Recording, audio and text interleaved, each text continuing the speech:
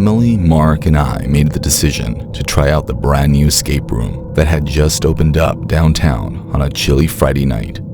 Being horror nerds, we were excited because we had heard it was the creepiest one yet. As soon as we walked into the room, we could sense a tense atmosphere. A perfect spooky ambiance was created by the dim lighting, unsettling background music, and challenging puzzles. As we prepared to take on the challenge, we exchanged eager looks. Our adventure started as the door squeaked shut behind us. Even though the initial puzzles were challenging, our combined intelligence allowed us to figure them out. However, when it seemed as though the walls were closing in around us and the temperature dropped sharply, things took a sinister turn. Although Emily dismissed it by saying it was all in good fun, I couldn't get rid of the eerie feeling that was shivering up my spine. The puzzles became more bizarre as we went along.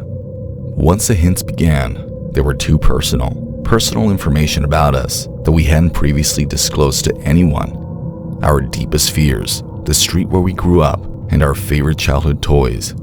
"This ain't right, guys," Mark murmured as I turned to face him. "There are problems." Emily then screamed. We turned to find her focusing on some words being written on a wall in red, dripping letters. The message urged him to leave before it was too late. Despite the door being tightly locked after we entered, panic began to set in. We quickly returned to the puzzles in an effort to find the solution to our escape. After solving the last puzzle, we found a small box, and as we went to open it, an alarm went off, cutting off the lights. I lit my phone with my heart racing, and its dim glow showed a fresh message on the wall. "You will all perish, except for one of you." I looked over at Emily and Mark, and my throat tightened. A low growl then resounded in the pitch-black space as the room began to shake.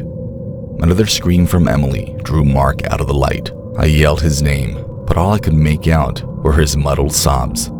In an effort to get away from this nightmare, I ran for the door. The lights briefly came back on as I got close to the door. Emily was standing in front of me when I turned around and noticed her vacant eyes. She spoke in a voice not her own, whispering, "He's gone, and you're next." I fumbled for the doorknob as my heart raced, but it remained stuck.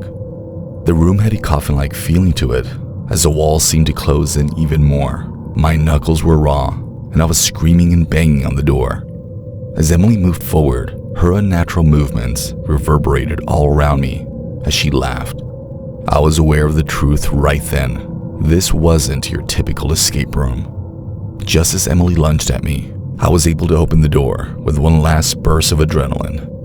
The door slammed shut behind me as I collapsed into the hallway while gasping for air.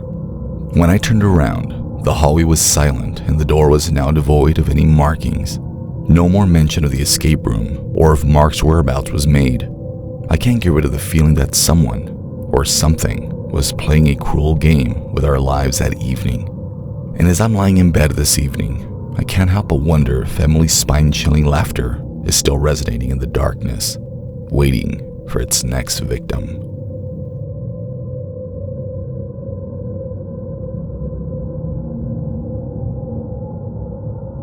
The air became charged with excitement as my daughter and I waited in front of the escape room entrance. This was the first time we had done something like this together, and we were eager to solve the puzzles that lay ahead.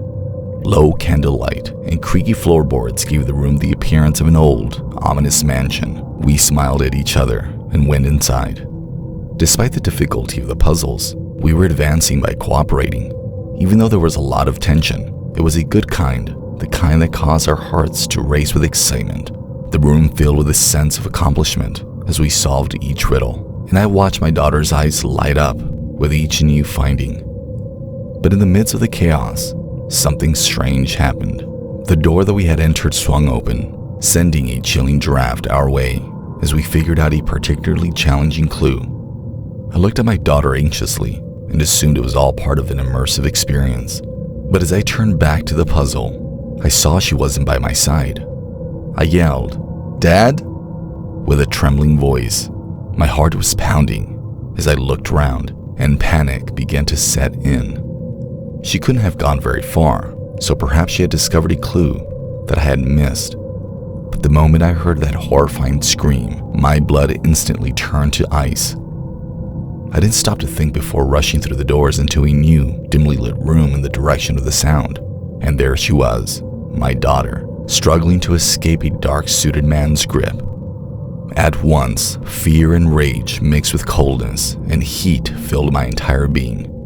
I screamed, my voice trembling with a primal rage I had never experienced before. Tears streamed down my daughter's face as she struggled to escape, her eyes wide with fear. The man looked at me with frigid eyes and a menacing grin on his face. He sneered, tightening his hold on her arm. "I suggest you back off if you want to see your precious girl alive." I started weighing my options as time seemed to slow down. All rational thought was drowned out by the adrenaline that was pumping through my veins. But as my daughter begged with terrified eyes, a fierce determination erupted inside of me. I unleashed a primal roar as I charged the man, using every ounce of strength I possessed. We fought ferociously and furiously. The space transformed into a battlefield as furniture crashed and the sound of our labored breaths filled the air. The screams of my daughter provided a chilling background and served as a reminder of the situation. Because of my desperation, I was able to overcome the man and coerce him into releasing my daughter. Desperation gave me strength I never knew I had. As the man fled and vanished into the shadows, we held onto each other while struggling for breath. We had no idea that the escape room would turn into a survival struggle. A new reality, one where danger might be hiding in the most unlikely places, took hold as the adrenaline started to wear off. Holding my daughter close, I vowed to defend her at all costs. As we walked out of the escape room, bruised and battered, but alive. The encounter had developed into something more than a game. It had revealed to us that darkness could lurk even in the most innocent-looking circumstances. My daughter now grips my hand a little tighter whenever we pass by an escape room, and I hold on to her with a heightened sense of alertness. The memories of that tragic day continue to plague us, serving as a reminder that genuine horror can lurk just around the corner, ready to strike when you least expect it.